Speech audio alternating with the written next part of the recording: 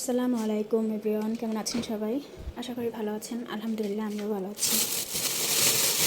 সবাইকে জুমা মোবারক। আজকে শুক্রবার, স্পেশাল একটি দিন। আমার কাছে শুক্রবার দিনটা খুব স্পেশাল লাগে, তো তাই ভাবলাম আজকে যেহেতু শুক্রবার একটু স্পেশাল কিছু রান্নাবাড়ি করি। তো এই যে এখানে মুরগি ভিজিয়েছি একটা, আর একটু এই যে দুধ আছে, 2 লিটার দুধ আছে, 1 লিটার ভিজাবো এখন। এই যে আমি কিছুদিন আগে পিঠা বানিয়েছিলাম, ননদ আসছে তখন, তো কিছুটা গুড় আমি সেখান থেকে বাঁচিয়ে রেখেছি একটু পায়েস খাওয়ার জন্য। তো সেই গুড় দিয়ে আজকে ভাবলাম যেহেতু শুক্রবার একটু পায়েস রান্না করি, মুরগিটাও রান্না করি, আর হচ্ছে একটু পোলাও রান্না করব। তো আপনারা পুরো ভিডিওটি দেখতে থাকুন, আশা করি আপনাদের ভালো লাগবে। আর ভালো লেগে থাকলে অবশ্যই আমার চ্যানেলটি সাবস্ক্রাইব করে আমার বন্ধু হয়ে আমার সাথেই থাকবেন। তো এটা কোনোভাবেই ছুটানো যাচ্ছে না, তাই একটার সাথে একটা লেগে যেহেতু আছে এভাবেই ভিজিয়ে দিলাম। তো এভাবে ভিজিয়ে রেখে দেব। বাবুরা সবাই ঘুমাচ্ছে, তো তাই ভাবলাম যে ওরা উঠলে তো ডিস্টার্ব করে, কাজ করতে পারি না ভালোভাবে। ওরা ওঠার আগেই আমি যতটুকু পারি কাজবাজ শেষ করে নিই।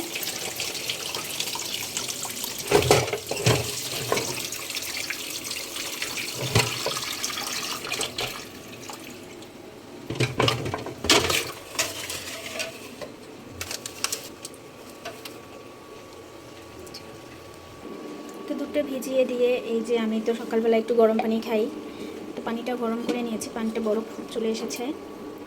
তো এখন একটু গরম পানি খাবো জন্য পানিটা ঢেলে নিচ্ছি। গরম পানির সাথে কালো জিরা, এই জিনিসটা আমি খাই প্রতিদিন সকালবেলা। আমি শুনেছি কালো জিরা অনেক রোগের ওষুধ, মৃত্যু ছাড়া অনেক রোগেরই ওষুধ। তো এই জন্য আমি কালো জিরাটা সকালবেলা খাই। আর এই যে একটু গরম পানি, পানিটা এখনও অনেক গরম, একটু ঠান্ডা হবে তারপর, না তো মুখ পুড়ে যাবে আমার। তো এটা যে আমি ডায়েটের জন্য খাই বা হচ্ছে গিয়ে ফ্যাট কমানোর জন্য খাই তা না, মানে এটা আমি শুনেছি যে এটা স্বাস্থ্যের জন্য ভালো, মানে গরম পানি খাওয়াটা ভালো আর কি, হালকা কুসুম গরম পানিটা খাওয়া শরীরের জন্য ভালো, এই জন্য আর কি এটা খাওয়া। এমনি ডায়েট ফ্যাট কিছু করি না আমি।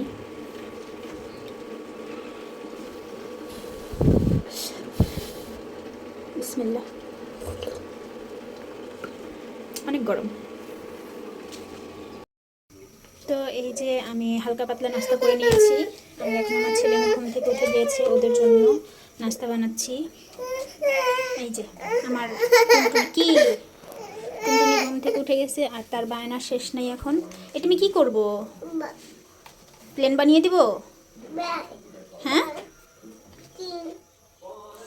তার 101টা বায়না, তার বায়না শুনতে শুনতে আমার সারাদিন চলে যায়। তো এখন আমি তিহানের জন্য রুটি ছেঁকে নিচ্ছি, আর আজকে ওকে সকালবেলা রুটি আর ডিম পোস্ট দেবো। আর তুবার জন্য সুজি রান্না করেছি, তুবাকে সুজি খাওয়াবো।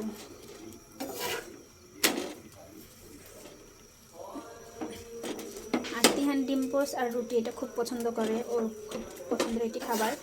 বেশি পছন্দ করে ডিমটা, ডিম থাকলে আর ওর অন্য কিছু লাগে না।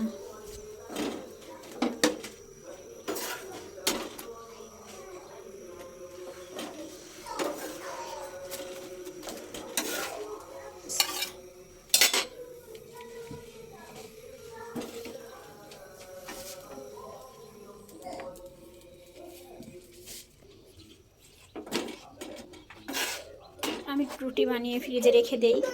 তো আজকে হচ্ছে গিয়ে 3টা রুটি আছে, 3টা রুটি এখন ভেজে নেব। মাম্মি মাম্মি মাম্মিকে কাজ করতে দাও। তুবা, তুমি যদি মাম্মিকে কাজ না করতে দাও তাহলে মাম্মি কিভাবে তোমার খাবার বানাবো বলো?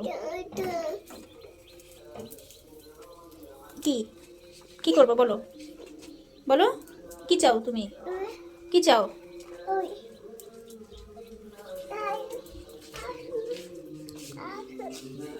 কোথায় যাব? সে এখন টিভি দেখবে। আমার রুটি পুড়ে যাচ্ছে, আমি আসতেছি, দাঁড়াও। এই তো রুটিগুলো ভাজা শেষ, এখন আমি ডিম পোচ করে নেব বাবুর জন্য।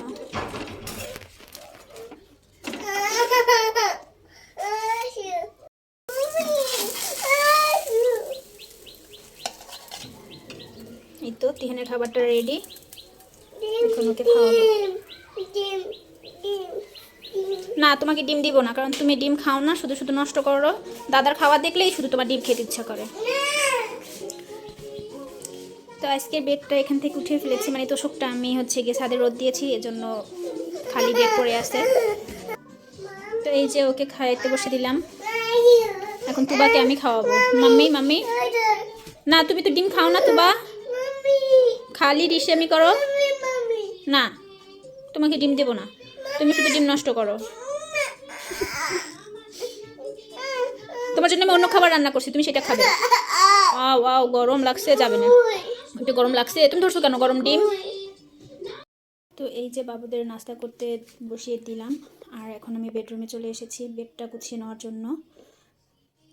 এখন আমি বেডটা গুছিয়ে নিব, আর আমার রুমে হচ্ছে গিয়ে বেশি একটা আলো আসে না, তো এর জন্য আমি হচ্ছে গিয়ে লাইটটা জ্বালিয়ে নিয়েছি।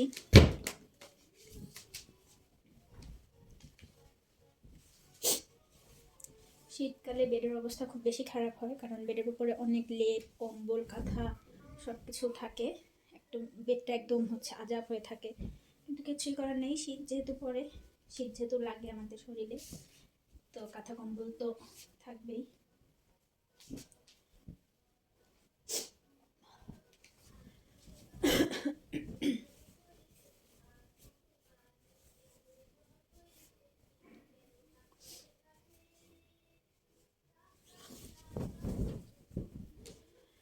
তো ঘরটা একটু গুছিয়ে তারপরে আমি রান্নাঘরে যাব, কারণ আজকে তো শুক্রবার, একটু তাড়াতাড়ি সব কিছু রান্নাবাড়ি শেষ করে ফেলবো।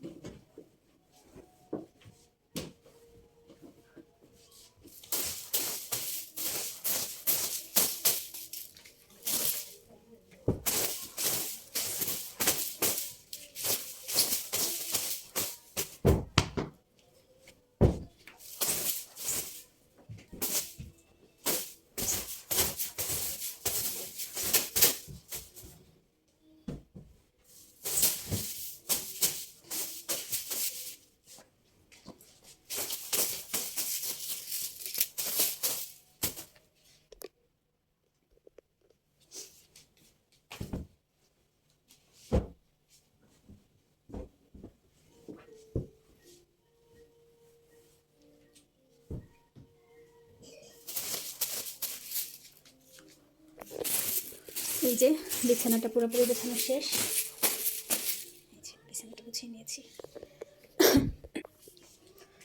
তো বিছানাটা গুছিয়ে নিলাম, আর এখন পর্দাটা সরিয়ে দিচ্ছি, কারণ আমার এখানে তো একটা, এই বেডরুমে শুধু একটাই জানলা, তো তাও সেরকম আলো আসে না, তারপর যতটুকু আসে চলে আর কি মোটামুটি।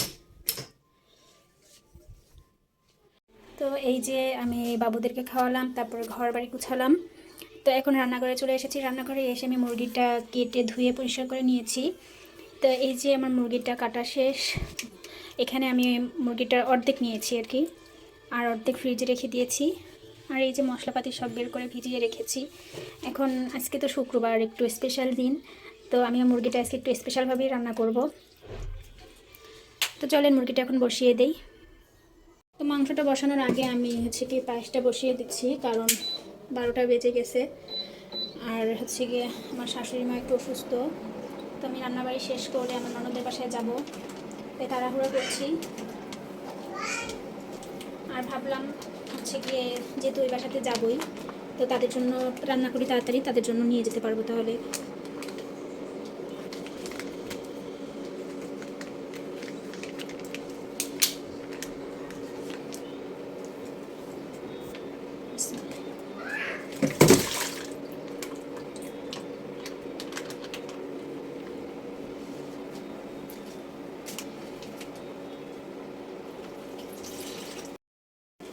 তো এই যে দুধটা গলে গিয়ে, মানে বরফটা গলে গিয়েছে, এখন আমি এর ভিতরে অল্প একটু গুড় আছে, এই যে গুড়টুকু দিয়ে দিব, বিসমিল্লাহ।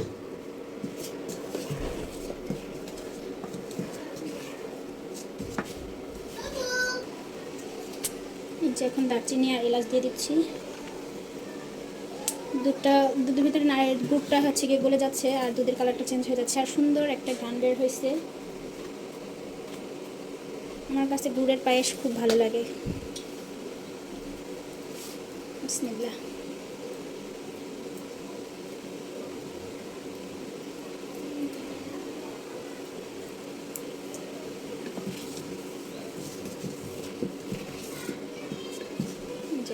গলে এটুকু আছে, আস্তে আস্তে গলে যাচ্ছে।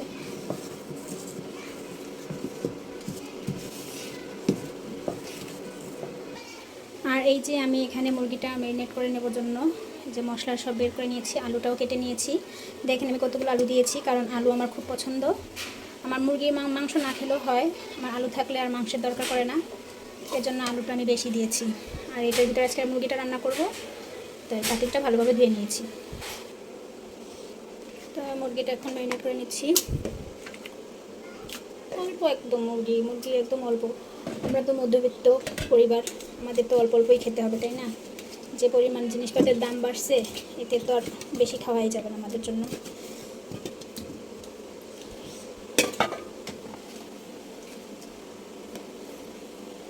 এখন একে একে সব মশলা দিয়ে দিচ্ছি। পেঁয়াজ বাটা দিব 3 চামচ,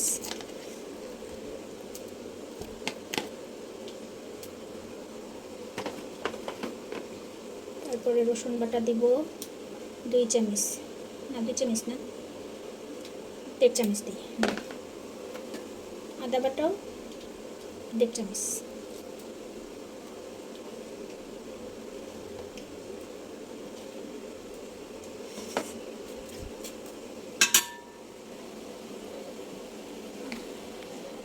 বিসমিল্লাহ।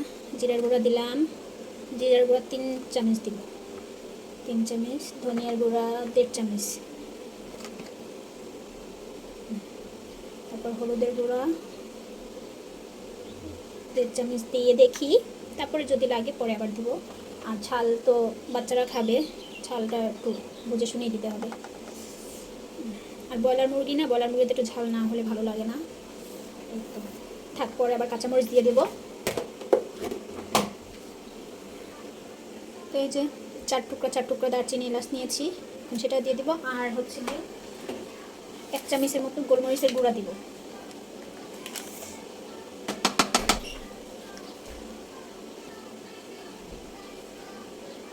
এটা গোলমরিচের গুঁড়া, সরি গোলমরিচ না, গরম মশলার গুঁড়া।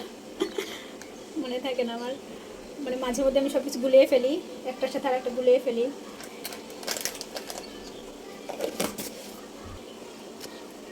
লবণটা দিয়ে দিলাম। লবণ দেওয়ার পরে মাখিয়ে নেব, না তেলটা দিয়ে তারপর মাখিয়ে নিব। বিসমিল্লাহ।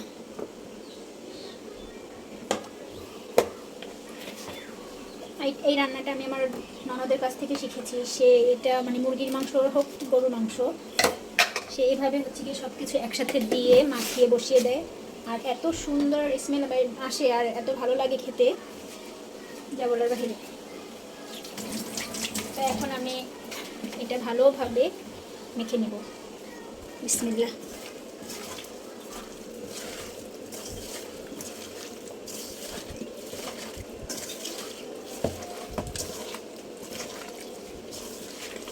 এইটা কিন্তু মাখার উপরেই বেশি মজা লাগে, ঠিক আছে? মানে যত বেশি মাখা যায় ততই এটা স্বাদ বের হয়।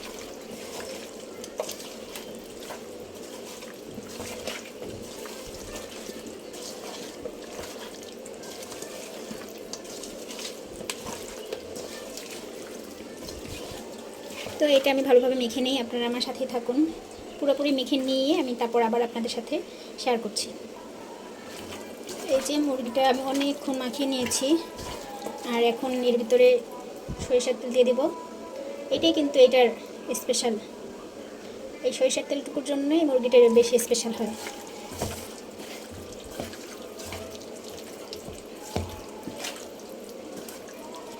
সরিষার তেল দিয়ে কিন্তু খিচুড়ি হোক, গরুর মাংস হোক বা মুরগির মাংস হোক, যে রান্নাই হোক না কেন, সরিষার তেলের রান্নাটা খুব মজা হয়। আর আমি আগে হচ্ছে গিয়ে শুধু গরুর মাংস আর হচ্ছে গিয়ে খিচুড়ি, এটা সরিষার তেল দিয়ে রান্না করতাম, কিন্তু মুরগির মাংস রান্নাটা আমার ননদের কাছ থেকেই জানলাম যে সরিষার তেল মুরগির মাংসতেও দেওয়া যায়। আর এই যে আলুগুলো মুরগির সাথেই ম্যারিনেট করে নিলাম, কারণ এটা তো নতুন আলু আর ব্রয়লার মুরগি, এটা খুব তাড়াতাড়ি সিদ্ধ হয়ে যায়, এই জন্য আমি আলুগুলো এটার সাথেই ম্যারিনেট করে নিলাম। আর এখনই খুব সুন্দর ঘ্রাণ বের হয়েছে। তো এখন এটা হালকা একটু পানি দিয়ে আমি চুলার উপরে বসিয়ে দেব।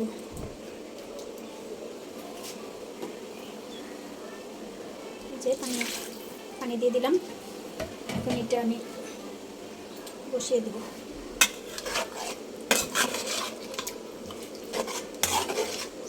এটা অনেকক্ষণ বসে কষাতে হবে, যতক্ষণ না তেলটা উপরে উঠে আসে ততক্ষণ ধরে এটা কষাতেই হবে।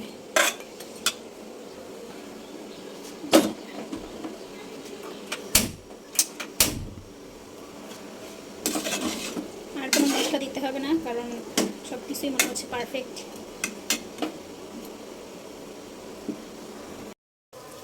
তো মুরগিটা বসিয়ে নিয়ে আমি এখানে 2 পট পরিমাণে চাল নিয়েছি।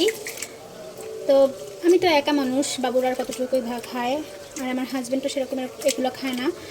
তো ভেবেছিলাম প্রথমে যে হচ্ছে 1 পট দিব, কিন্তু পরে 2 পট দিলাম, কারণ আমার ননদের বাসায় একটু নিয়ে যাব।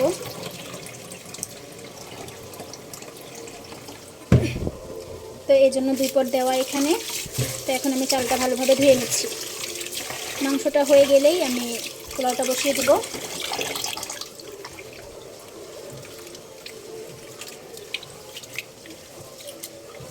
শুক্রবার দিনে যদি একটু স্পেশাল কিছু না খাই, আমার কাছে শুক্রবার দিনটা ঈদের মতো লাগে, আর মানে একটু স্পেশাল কিছু খেতে ইচ্ছা করে আমার। তো আমি চেষ্টা করি প্রত্যেক শুক্রবারেই কিছু না কিছু স্পেশাল করার জন্য।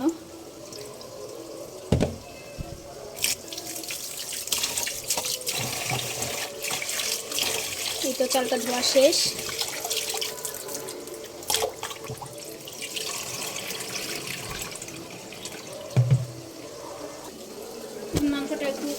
মাংসটাও কষানো হয়ে গেছে।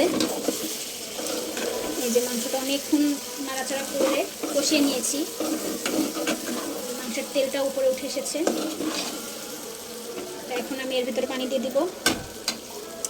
এই যে দেখেন মাংসের কালারটা কত সুন্দর হয়েছে, আর এই যে তেলও উপরে উঠে এসেছে। এখন এর ভিতরে পানি দিয়ে দিব। বিসমিল্লাহ।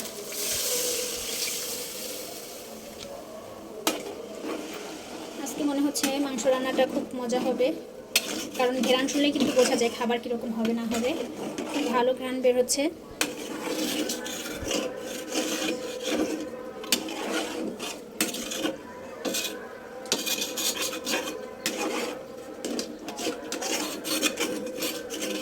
একবার আমার ননদ আমাদের বাসায় এসেছিলো, তখন আমি হচ্ছে গিয়ে সে এরকমভাবে মাখিয়ে বসিয়ে দিয়েছে, আর আমার ইন্ডাকশনটা বাহিরে ছিল জন্য আমার মানে ঘরের চুলা আর কি নষ্ট ছিল, তো ইন্ডাকশন আমি বাহিরে সেট করেছিলাম।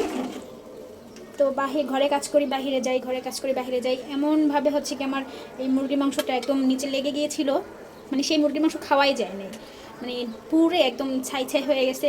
তারপরে যতটুকু পেরেছি উপর থেকে উঠিয়ে নিয়ে তারপরে সেগুলো আবার ঝুড়া করে তারপরে রুটি দিয়ে খেয়েছিলাম। তো এই জন্য আজকে আমি খুব ভয়ে ভয়ে ছিলাম, না জানি কেমন হয়, আবার পুড়ে যায় কিনা। তো আজকে আমি হচ্ছে একদম চুলার কাছ থেকে সরিয়েই নেই, কিছুক্ষণ পর পর দাঁড়িয়ে দাঁড়িয়ে নাড়াচাড়া করে তারপরে মাংসটা কষিয়ে নিয়েছি। তো এদিকে আবার দেখেন আমার কি হলো, আর একটা সর্বনাশ। বুঝলাম না এরকম কেন হলো। আমি কিন্তু পায়েস রান্না করার জন্য দুধটা দিয়েছিলাম এখানে, দুধটা ভালোই ছিল, কিন্তু না মানে গুড়টা দেওয়ার পরে না দুধটা একদম ছানা পড়ে গেছে। তারপর ওটার ভিতর তো আর পায়েস হবে না, তো এই জন্য আর পায়েস রান্না করিনি। আমি একদম পানিটা শুকিয়ে নিয়ে দুধটাকে ভালোভাবে শুকিয়ে নিয়ে তারপর হচ্ছে গিয়ে যে এরকম করলাম। এখন জানি না এটা কিসের জন্য হলো, কপাল খারাপ হয়তো। তো এরকম ছানা ছানা হয়েছে, কিন্তু খেতে খুব মজা লাগতেছে, মানে গুড়ের যে একটা স্বাদ, গুড় দুধ দুইটা মিলিয়েই টেস্টটা খুব মজা হয়েছে। তো ভাবলাম ফেলে দিব কিসের জন্য, এভাবেই খেয়ে নেই। এই যে দেখেন এটা দুধের ছানা হয়ে গেছে, দুধ আর গুড়ের ছানা হয়ে গেছে এটা আর কি। আচ্ছা তারপরে থাক, এটাও একটা খাবার হয়েছে, ফেলে তো দিতে হলো না, খাবারটা তো আর নষ্ট করতে হলো না, এভাবেই খেয়ে নিব নে এই আর কি। তো এখন আমি পোলাওটা বসিয়ে দিব। তো আমি তো এই পাতিলে হচ্ছে গিয়ে পোলাওটা রান্না করব, তাই ভাবলাম এটা উঠিয়ে নেই, উঠিয়ে এটাতেই নিয়ে যাই, মানে ননদের বাসাতে নিয়ে এটা খাবো না, তাদেরকে দিয়ে তাদের সবার সাথে মিলে একসাথে বসে খেতে মজাই আলাদা, তাই না? তো এর জন্য আমি এই বাটিটাতে সব উঠিয়ে নিচ্ছি। দেখি এটা ঠান্ডা হলে মনে হয় হচ্ছে হয়ে যাবে, মানে জমে যাবে আর কি, তখন আরও বেশি ভালো হবে, মানে কেটে কেটে খাওয়া যাবে এটা। তো এই বাটিতে যেহেতু নিচ্ছি, এই বাটির শেপেই হবে।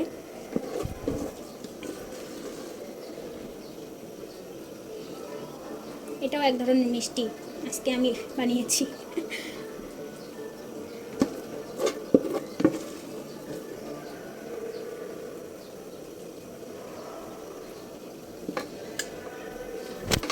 তো এই যে দেখেন কত সুন্দর হয়েছে, আর গ্রানটা এত সুন্দর, মনে হচ্ছে যে আমি এখনই সব খেয়ে ফেলি।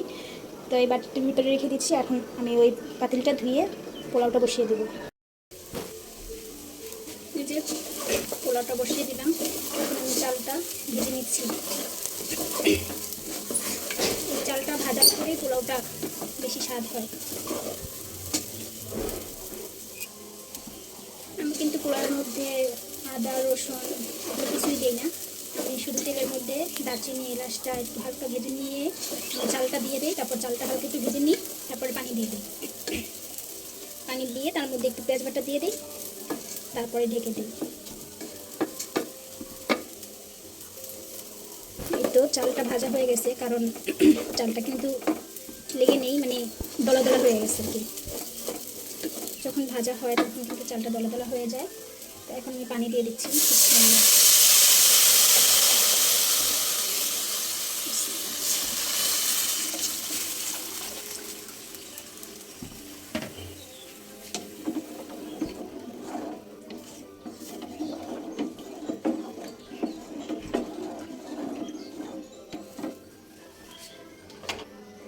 এর মধ্যে একটু হালকা 2 চামচ গুঁড়া দুধ দেবো। বিসমিল্লাহ। দুধ দিলে পোলাওয়ের স্বাদটা আরও বেশি বেড়ে যায়।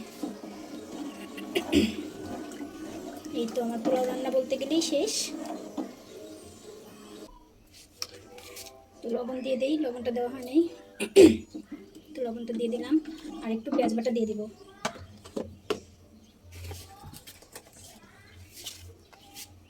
বিসমিল্লাহ। 1 চামচ পরিমাণের পেঁয়াজ বাটা দিয়েছি। এই তো এখন এটা ঢেকে দেব। এই তো পোলাওটা বসানো শেষ, রান্নাবাড়ি এটা হলে রান্নাবাড়ি একদমই শেষ। এখন আমি ঘরের অন্যান্য কাজগুলো সেরে নিব। বাবুদেরও গোসল টোসল করানো শেষ, ওরা একদম ফ্রেশ রেডি। এখন আমি একটু রান্নাঘরটা পরিষ্কার করে নিব। তো পোলাও মনে হয় রান্না হয়ে গেছে, এটা ঢেকেছি।